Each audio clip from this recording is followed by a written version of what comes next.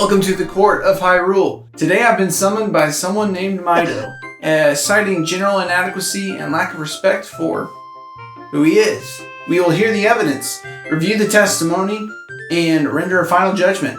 That judgment being a definitive tier list.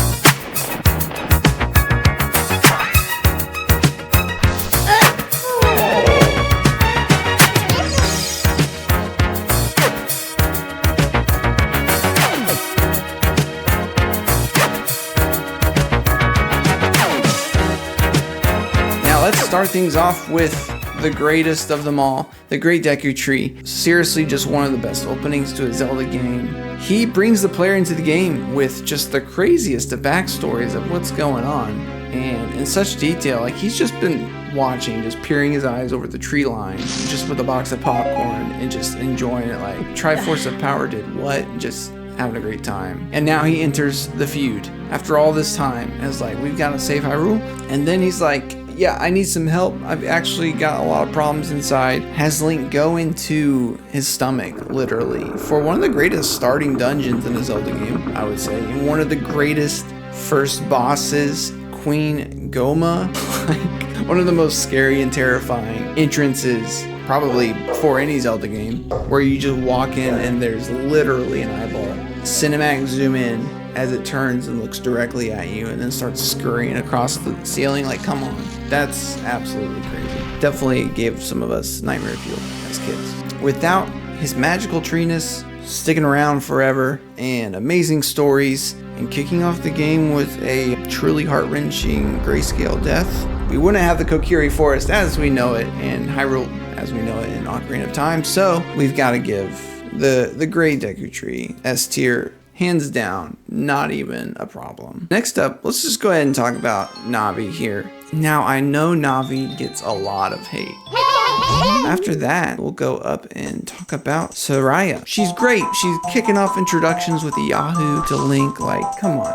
Super excited, happy to see Link. Like, never judges him for the lack of a fairy, but is overjoyed whenever he gets a fairy. And, you know, according to another character we'll learn about in the future, Saria really likes Link. So maybe she wanted to be more than just friends. Just didn't know how that would work out. But you know what? When Link makes it to adulthood and the forest was in trouble, she marched right up to the forest temple and found a bunch of the evil monsters. She told Link about it before, you know.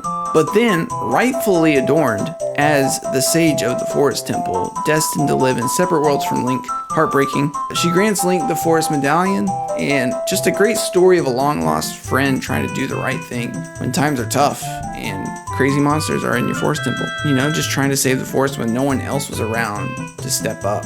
So, highlighting the courage of a Kokiri making a difference in their forest. Definitely gotta give Saria S tier. After that, we've got a few unnamed Kokiri that are out living their lives in the Kokiri Forest. We have the Know-It-All brothers, the random Kokiri girls, I like to call them the Gossip Girls, and then the Kokiri shop owner. So let's talk about them real quick. So you got the Know-It-All brothers, and like truly placed around Kokiri Forest for Link to get his bearings on life. He's really trying to understand how the world works and how to do the sickest of backflips. They often keep things surface level though. They're not getting too deep with Link, so we don't get to know them very much as individuals, as characters. We know there's 3 or 4 of them just kind of hanging around doing stuff.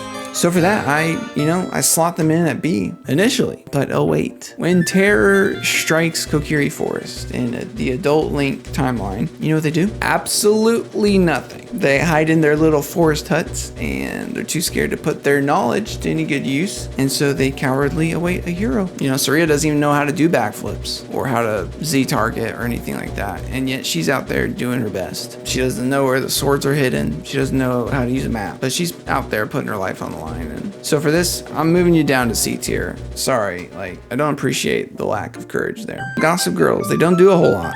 They don't really know what's going on. They have some information, but it's usually just hearsay.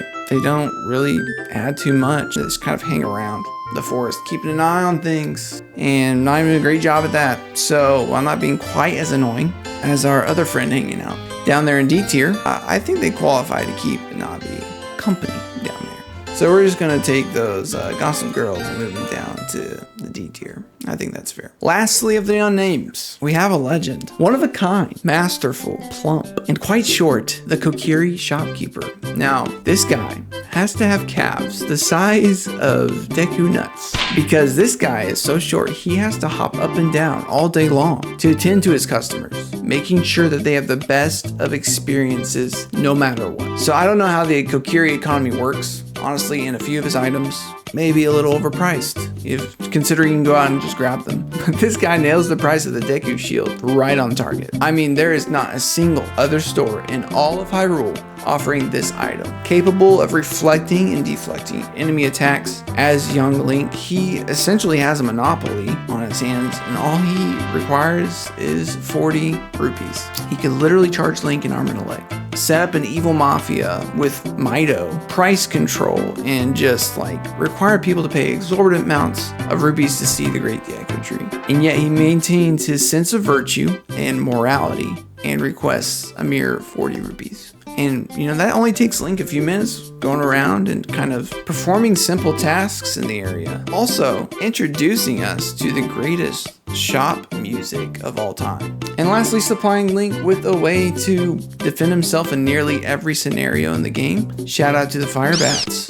So with that, he's at least B tier, at most A tier. And today I'm giving him A tier. All right, so now we have a few more left. And if you've enjoyed this video so far, go ahead and give it a like and consider subscribing. I'm going to be doing a lot of, probably all of Ocarina of Time's characters, so stay tuned for that. Now we have overlooked someone else. She has a name. She doesn't have very much dialogue, but it is important. Her name's Fado or Fado. I don't know. She sits atop of that tower in the middle of Kokiri Forest, kind of just keeping an eye on things. But she doesn't get into really the gossip game too much. She's more of an observer in a way, just kind of keeping an eye on things. I think she's got her guard up a little bit still. At that point would probably prompt a proper C or D tier ranking, you know? Other than having your own character model, you're not doing a whole lot. But if you know anything about Ocarina of Time, you know her significance for the later timeline. So, however, when you return as adult Link, she is literally nowhere to be found. Like, she's not at her usual spot, and you don't know where she went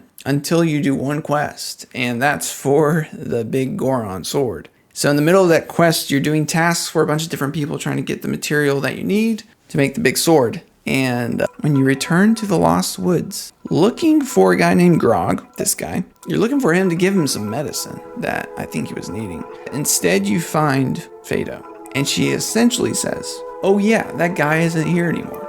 Anybody that comes into this forest becomes lost, and everybody lost in the forest becomes a Stalfos. So he's not here anymore, and only his saw is left. And then she goes, he.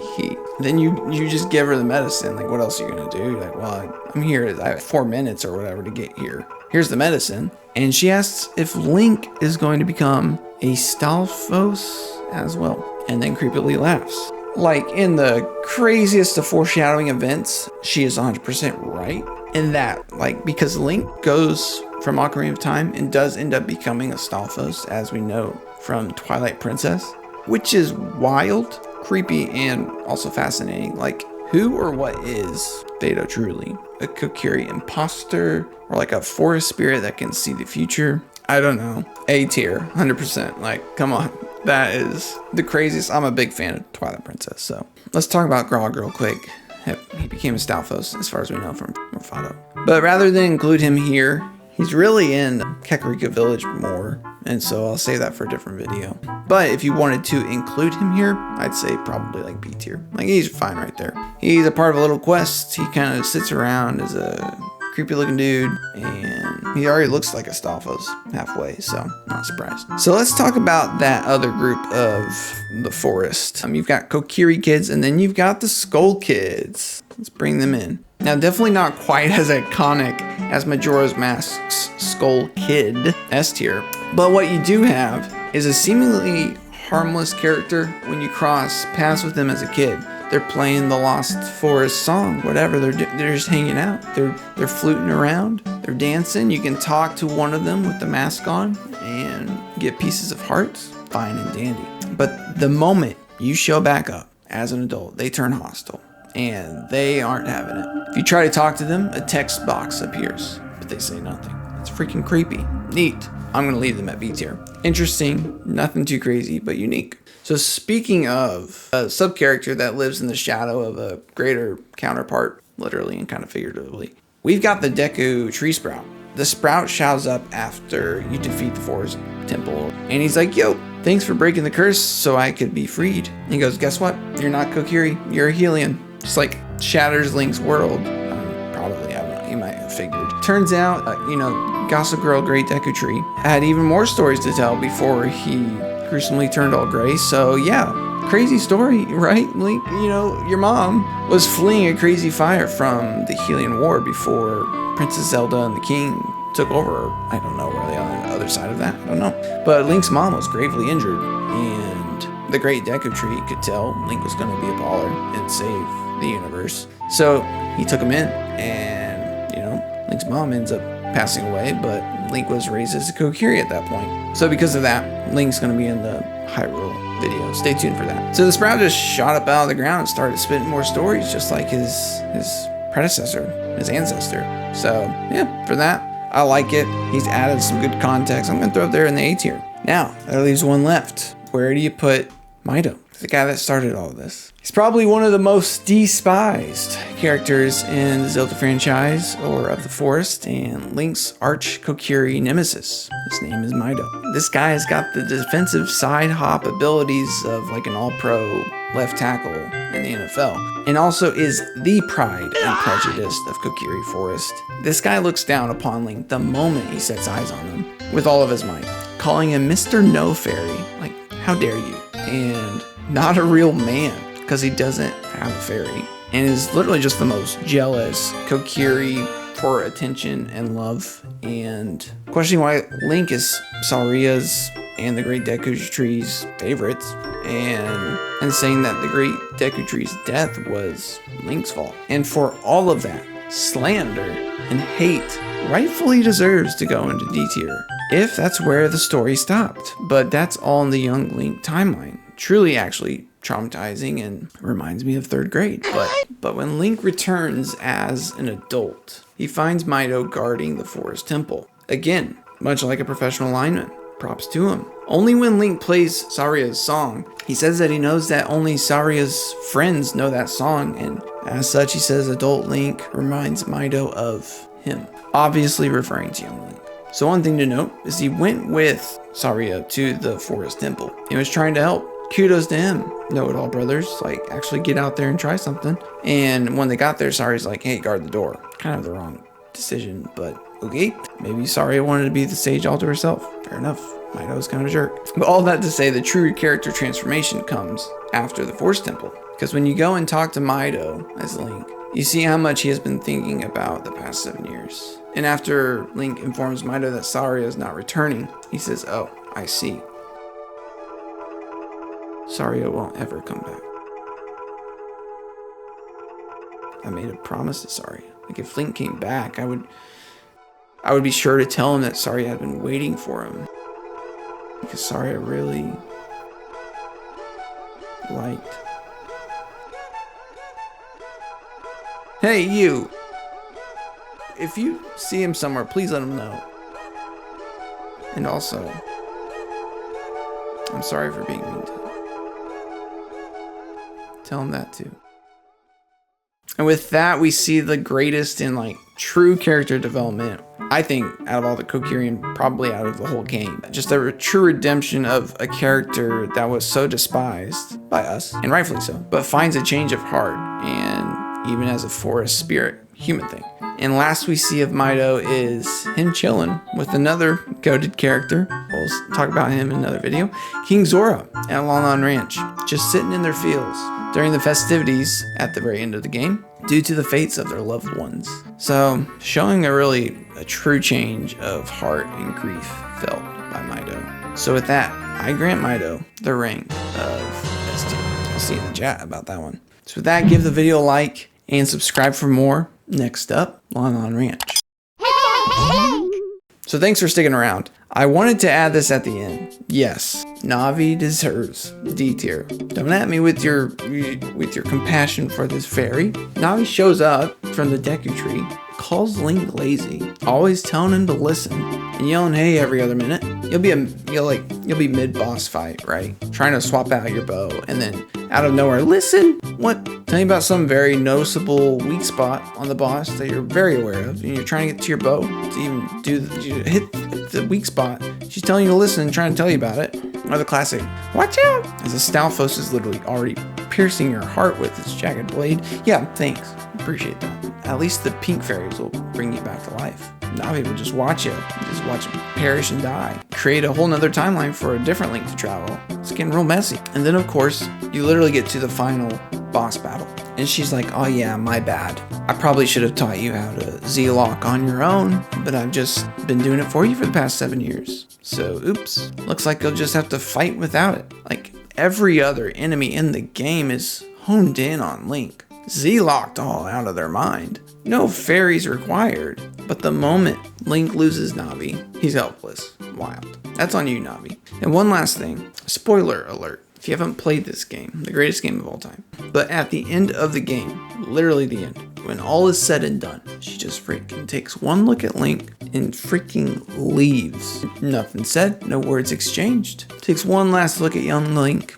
and all he's suffered, people he's lost, best friends, all of his adventures, his schemes with Zelda, ripping his life into several timelines, experiencing the greatest of losses, and just pieces out through the upper Temple of Time window. Like, yep, that's all the Great Deku Tree asked me to do, was help Link carry out my will. And then it's deuces. Yeah, D tier.